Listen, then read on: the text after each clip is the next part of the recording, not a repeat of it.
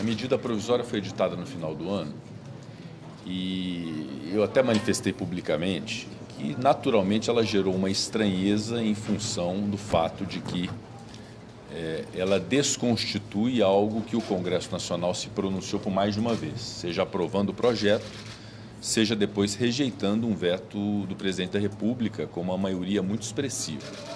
Então, essa estranheza, obviamente, ela existe. Há uma percepção do Colégio de Líderes do Senado, que se reuniu agora há pouco, de que há um vício na MP. Então, a decisão da presidência do Congresso relativamente a isso é uma decisão que será tomada. Eu gostaria de fazê-la cumprindo essas etapas. Eu cumpri uma etapa importante hoje, que foi ouvir os líderes que puderam participar dessa reunião. Muitos líderes de partidos de oposição, diga-se de passagem. A participação da liderança do governo, através do senador Jacques Wagner e do senador Randolfo Rodrigues. Eu vou, hoje à tarde, conversar com alguns líderes que não puderam participar, o líder Otto Alencar, o líder Eduardo Braga, o líder Odovisto Guimarães, para poder saber também a percepção deles.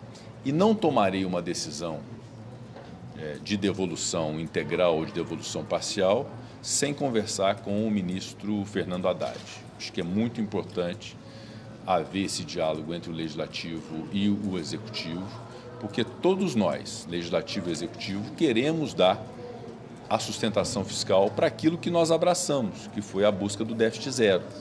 Uma arrecadação que seja compatível com os gastos que nós temos para poder ter o déficit zero. Então, nós temos que ter compromisso, não é com um problema. Seria muito cômodo simplesmente devolver sem encontrar uma solução.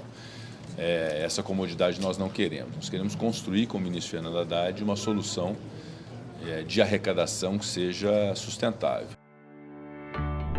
Poder Monitor, a ferramenta mais completa para monitorar os três poderes.